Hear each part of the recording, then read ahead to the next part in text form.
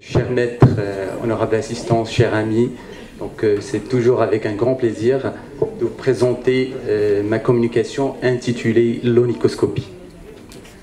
Donc comme vous savez, la dermoscopie il a évolué à travers les années. Donc initialement on s'est intéressé au niveau de inguinal de la dermoscopie de la tablette inguinale.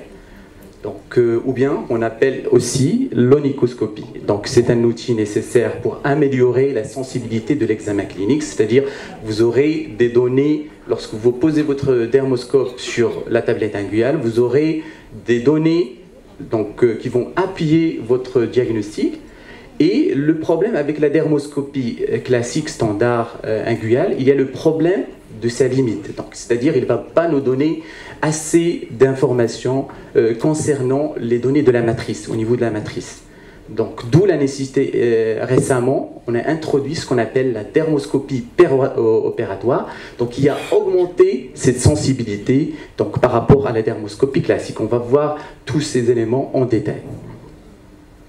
Donc, un petit rappel concernant les patrons dermoscopiques, concernant la pathologie inguinale. Vous savez, il y a également une organisation, il y a des couleurs, il y a des signes, il y a des patrons.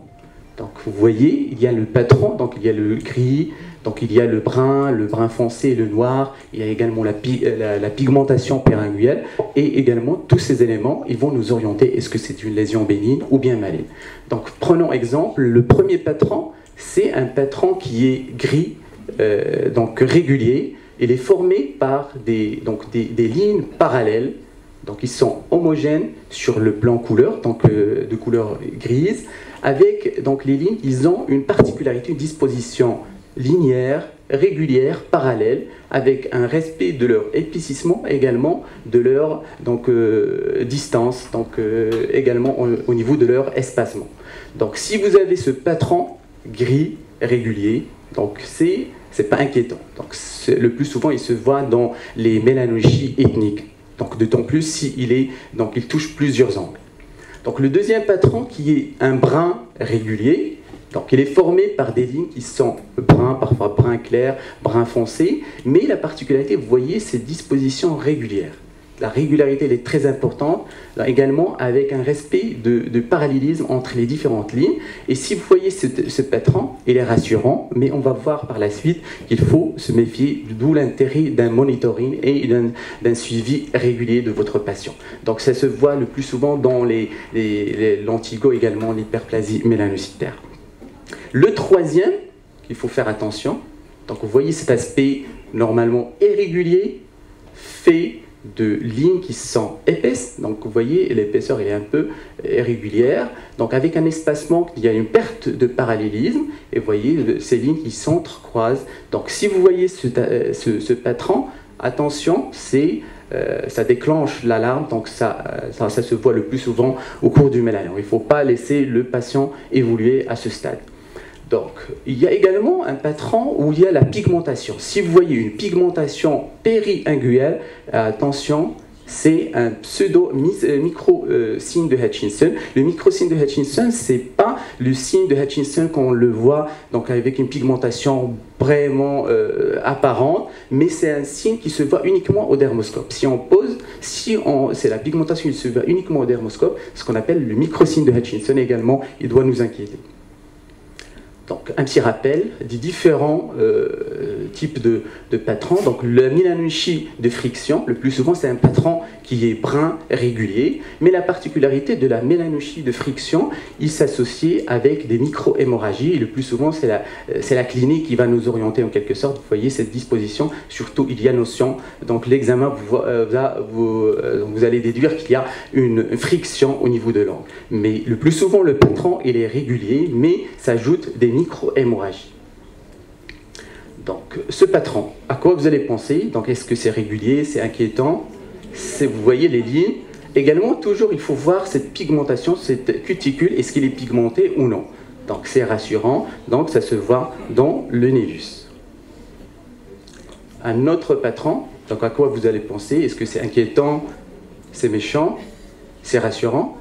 C'est rassurant. Vous voyez un patron qui est gris, régulier, Et ça se voit dans plusieurs, donc surtout les mélanopsies médicamenteuses, donc l'ethnique également l'antico.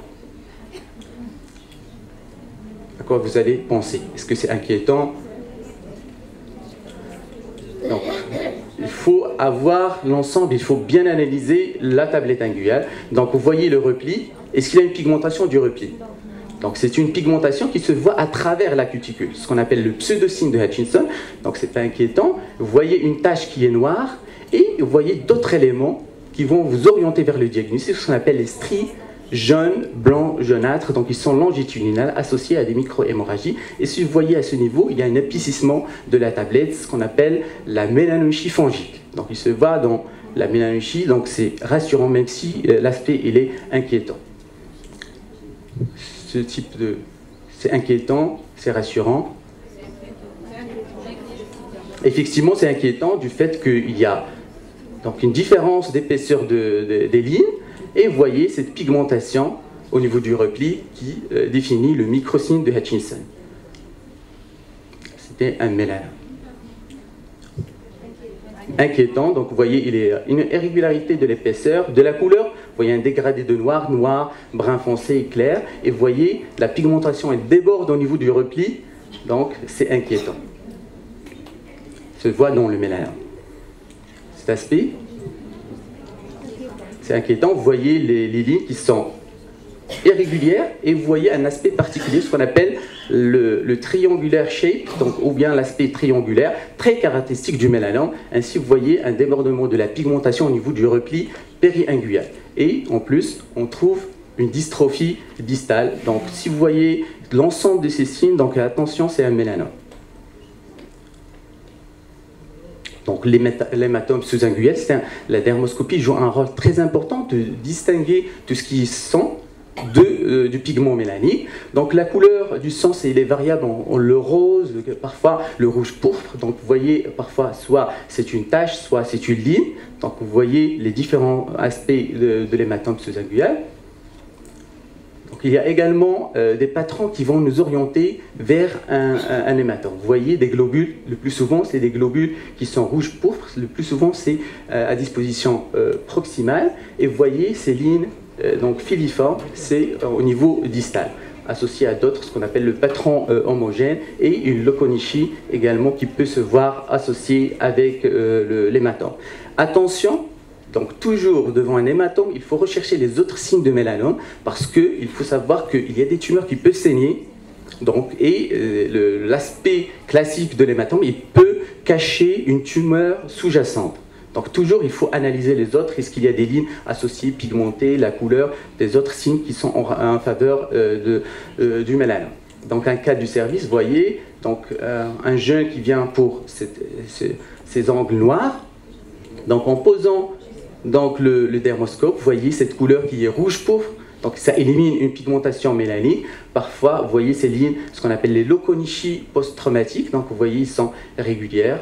Donc secondaires au microtraumatisme répété au niveau des angles. Donc les patrons, il peut se voir au cours de l'hématome sous-inguinal. Il y a également l'hémorragie péri-inguinale. Il y a un patron homogène, les globules. Donc c'est un aspect très caractéristique de l'hématome sous-inguinal avec une décoloration périphérique, donc du centre vers la périphérie, et des stries au niveau distal. Donc un intérêt, une partie très importante dans la prise en charge des lésions mélanocytaires, il faut toujours avoir en tête de voir le bord libre. Donc le bord distal, c'est un élément très important. Lorsque vous êtes devant une bande mélanochique, il faut voir ce bord libre. Donc c'est un élément très important d'orientation de l'origine de la pigmentation. Donc si vous voyez que la pigmentation est au niveau de la partie inférieure de la tablette, donc c'est l'origine au niveau de la matrice distale. Ça va nous orienter vers la biopsie. Donc si vous avez une pigmentation au niveau de la partie supérieure, donc c'est beaucoup plus la matrice proximale. Donc c'est des éléments très importants, donc n'oubliez pas de voir le bord libre. Donc un cas également, une pigmentation diffuse. Donc, en voyant, donc vous voyez, tout est noir. Donc lorsqu'on a vu le bord libre, vous voyez que la pigmentation ne touche pas la tablette. D'accord? Donc c'est pas une pigmentation matricielle, mais beaucoup plus une petite lamelle qui est noire, qui est en faveur d'un hématome ancien. Également, la dermoscopie peringuinale, il peut être utilisée pour d'autres tumeurs, à savoir l'onychopapillome. Donc vous voyez cette onycholyse triangulaire distale avec l'hyperkératose. Donc c'est très orientateur vers un onychopapillome. Donc également l'onychomatricome, c'est une tumeur matricielle bénigne. Donc il peut se présenter sous forme d'un épicissement de la tablette, mais il faut voir le bord libre. Donc si vous trouvez qu'il y a des fossettes, perforations au niveau de la tablette distale, donc au niveau du bord libre, donc ça nous oriente, c'est un critère donc, qui va nous appuyer vers l'orientation vers un onychomatricome. Donc un exemple, donc un patient qui est venu en consultation d'angle et il s'est présenté suite à un traumatisme qui remonte à un mois. Donc à quoi vous allez penser? Donc le premier diagnostic, c'est les matins. D'accord. Donc la dermoscopie, donc vous voyez ces globules qui sont très caractéristiques avec cette couleur qui est rouge pourpre, et en analysant le bord antérieur, et vous voyez, il y a une tumeur sous-jacente. D'accord. Donc il faut faire attention toujours. Le bord libre, il est indispensable dans votre analyse donc, de l'onychoscopie. Donc une autre étude qui est très intéressante concernant, parce qu'on est confronté à des situations un peu critiques, surtout le névus matriciel de l'enfant. Toujours, on a dans notre expérience, est-ce que c'est bénin ou c'est malin, parce que on voit toujours des signes qui sont de malignité chez l'enfant. Donc c'est une étude rétrospective, donc comparant les patrons, aussi bien chez l'adulte que chez l'enfant. Donc ils ont trouvé, c'est un tableau comparatif, c'est des données très intéressantes concernant des névus qui sont bénins, mais vous voyez que la couleur est brune, noire, il se voit fréquente chez l'enfant. Donc si vous voyez donc un névus chez l'enfant, noir, il ne faut pas s'inquiéter, le plus souvent c'est bénin. D'autant plus s'il y a d'autres signes de malignité qui peuvent se voir chez l'enfant, à savoir un patron irrégulier qui se voit dans 34% des cas, ainsi que le signe de Hutchinson, il peut se voir chez l'enfant dans 10% des cas, et ainsi également le signe triangulaire, l'aspect triangulaire. Donc il ne faut pas toujours s'inquiéter, mais à condition d'assurer un monitoring donc, chez les enfants. Donc vous voyez les patrons retrouvés dans cette étude. Chez l'enfant, cet aspect triangulaire, vous voyez la pigmentation chez l'enfant, donc vous voyez un angle qui est noir avec un débordement, un signe de Hutchinson, donc même si c'est bénin, donc attention, il faut tout de même assurer un monitoring. Donc vous voyez un cas de névus matriciel, mais avec une dystrophie qui était bénigne. Donc actuellement, pour augmenter la sensibilité de la dermoscopie inguinale, on a développé, donc c'est une étude multicentrique qui a développé ce qu'on appelle la dermoscopie péropératoire. Et cette équipe, ils ont trouvé qu'il y a 4 patrons dermoscopiques qui peuvent se voir, à savoir un patron gris régulier qui se voit dans l'hypermélanose, un patron brun régulier se voit dans l'hyperplasie mélanocytaire bénigne, un patron qui est régulier, brun régulier, avec des globules ou bien des taches qui se voient dans les névus mélanocytaires. Également un dernier patron qui est le patron irrégulier qui se voit dans le mélanome. Donc vous voyez, c'est un patron, c'est une dermoscopie péropératoire, c'est un patron qui est gris régulier. Un patron également gris régulier, fait de lignes qui sont régulières. Un patron qui est régulier avec donc, des taches. Donc également dans l'étude, ils ont dit que c'est bénin. Également un patron régulier avec des globules. Un patron qui est régulier, mais avec des taches, ce qu'on appelle les blotches. Et le patron, vous voyez, un patron, c'est un patron irrégulier, donc avec des taches, donc c'est inquiétant, qui se voit dans le mélanome. Dans cette étude, donc l'importance de cette dermoscopie opératoire, vous voyez que les mélanomes, donc la dermoscopie classique, il a objectivé qu'il y a 4 mélanomes qui présentaient un patron régulier. D'accord? Suite à la dermoscopie opératoire, ce pourcentage, il s'est on est devant des patrons irréguliers. Vous voyez la sensibilité de la dermoscopie péropératoire. Donc initialement la dermoscopie classique c'était bénin, mais suite à la réalisation de la dermoscopie péropératoire, on s'est retrouvé devant un patron qui est irrégulier. Donc la dermoscopie péropératoire permet au chirurgien de voir la pigmentation, donc, qui peut être difficile à voir par l'œil nu. Donc identifier les patrons, c'est-à-dire si on voit un patron donc malin ou bien bénin, on est orienté vers le type de biopsie. Est-ce qu'on va faire une exérèse de toute la tablette ou bien une biopsie matricielle? Donc ça permet de sélectionner le type de biopsie. Donc exemple, c'est une pigmentation de bande mélanocytaire, bande mélanique à ce niveau. Donc c'est un patient des services. Vous voyez la pigmentation, donc il est grossièrement régulière. Donc on va compléter par la dermoscopie du bord libre. Vous voyez que la pigmentation est prédominante au niveau de la partie, donc c'est la matrice qui est distale. La chirurgie péropératoire, donc après réalisation de la chirurgie. Donc j'ai réalisé par la suite une dermoscopie péropératoire. Vous voyez, c'est un patron donc régulier avec des globules. Donc même la shape biopsie, donc j'ai réalisé par la suite une shape biopsie, c'était pas inquiétant. Donc après, donc j'ai fait une dermoscopie en post-opératoire. Vous voyez, il n'y a pas de pigment qui persiste donc après le geste opératoire. Donc donc une autre bande mélanochique, vous voyez. Donc à quoi vous avez pensé? Est-ce que c'est bénin? C'est inquiétant? C'est inquiétant. D'accord? La pigmentation elle est prédominante au niveau de la partie inférieure, donc c'est beaucoup plus la matrice. Ça oriente le type de biopsie, le shape biopsie. Donc avant de faire les shapes, c'est beaucoup plus une dermoscopie péropératoire. Et vous voyez, c'est un patron qui est inquiétant. C'était en faveur d'un mélanome in situ. Donc, une autre technique qui s'est développée, c'est ce qu'on appelle la dermoscopie ex vivo, après la réalisation des biopsies. Donc, il faut la faire en immédiat. Donc, après, c'est surtout, lorsqu'on va faire une biopsie, donc il faut la voir par la suite, poser votre dermoscope. Dans l'immédiat, ça peut conserver les structures vasculaires. Donc, il peut donner les mêmes patrons qu'on voit donc avec la dermoscopie péropératoire, mais l'avantage de ces techniques, c'est-à-dire il ne va pas compromettre la stérilisation du champ opératoire, parce qu'avec la dermoscopie péropératoire, il faut faire des mesures, prendre des mesures d'asepsie rigoureuse, parce qu'il y a le risque d'infection beaucoup plus important. Également, d'autres, donc en post-opératoire, donc ex vivo, vous voyez le patron qui est régulier, et également les taches, c'était en faveur d'un mélanome in situ. Donc également, cette dermoscopie péropératoire n'est pas exclusivement pour les bandes mélanochiques, mais beaucoup plus également pour les tumeurs, comme les tumeurs glomiques, comme le voit c'est un cas de service. Donc la dermoscopie péropératoire permet de nous orienter vers l'origine vasculaire, également de délimiter à quel niveau il y a l'extension de cette tumeur. Donc, et la réalisation également nous permet de recontrôler après le geste, donc est-ce qu'on a laissé des résidus en post-opératoire.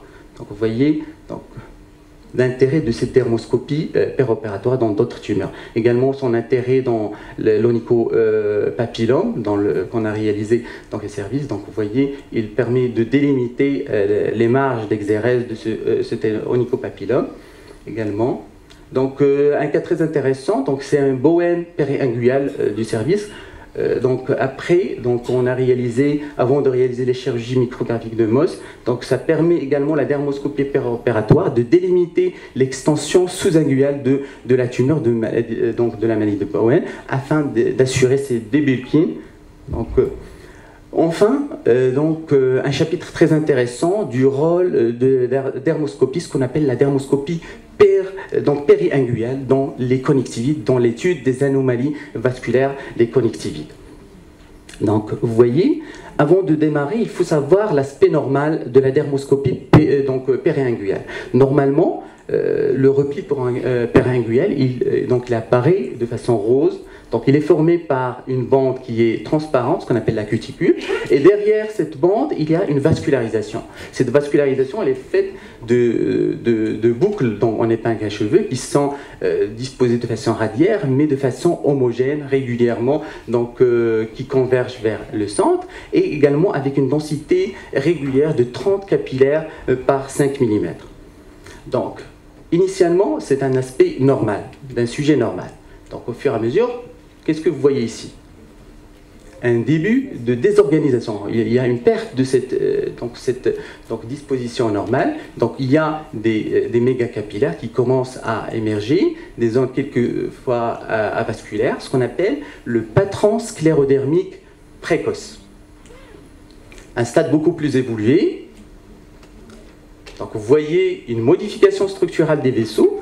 Donc avec les vaisseaux, ils prennent un aspect tortueux, donc en mégacapillaire, associé à des espaces qu'on appelle les zones avasculaires. Et vous voyez également des micro-hémorragies, donc des hémorragies. Ça témoigne ce qu'on appelle le patron sclérodermique actif.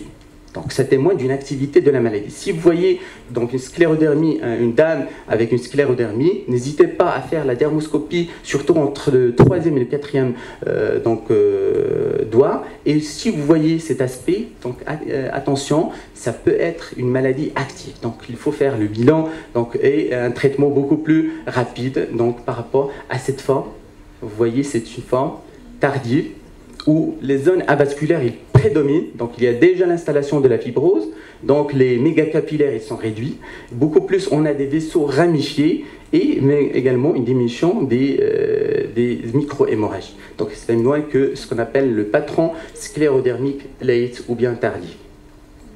Dans d'autres pathologies, dans d'autres connectivites, on a comme exemple dans la dermatomyosite, on a ce qu'on appelle le patron sclérodermique like.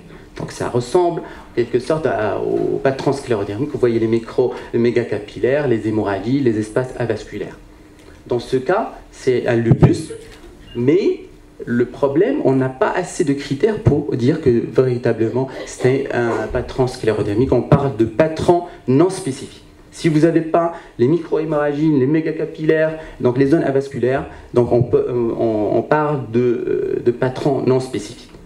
Vous voyez également les mégacapillaires et les micro-hémorragies et les zones avasculaires, c'est un patron sclérodermique. Donc un cas de dermatomyosite, vous voyez les mégacapillaires, l'hyperkératose de la cuticule hyperkératosique et les micro-hémorragies. Donc un lupus avec des mégacapillaires et micro-hémorragies associées. D'autres cas qui illustrent. C'est une maladie lupique, donc vous voyez les micro-hémorragies, les mégacapillaires, les zones avasculaires par endroits. Donc on passe rapidement parce que c'est l'aspect normal, il n'y a pas d'altération morphologique de la vascularisation péringuale. Donc le patron sclérodermique, donc il faut avoir plus de 2 critères pour dire que c'est un patron sclérodermique. Donc on distingue les formes précoces, les formes actives et les formes tardives. Donc également, si on n'a pas d'assez de critères pour dire que c'est un patron sclérodermique, on parle de patron non spécifique. Donc c'est un tableau récapitulatif. Donc si vous voyez, si la sclérodermie il est active, donc vous avez des anomalies vasculaires beaucoup plus importantes, avec une désorganisation qui commence également des mégacapillaires. Donc les mégacapillaires, ils témoignent d'une activité de la sclérodermie. Donc au fur et à mesure que l'évolution elle est beaucoup plus prolongée, donc la désorganisation il devient beaucoup plus prononcée, également les zones avasculaires et l'apparition, disparition des mégacapillaires, mais apparition ce qu'on appelle les vaisseaux ramifiés. Donc, en conclusion, la dermoscopie inguinale péropératoire a montré une meilleure sensibilité par rapport à la dermoscopie classique dans le diagnostic des différentes tumeurs, aussi bien les bandes mélanoïchiques. Également, la dermoscopie péringuale a prouvé un intérêt pour l'étude des anomalies vasculaires au cours des connectivites. Donc, je vous remercie de votre attention.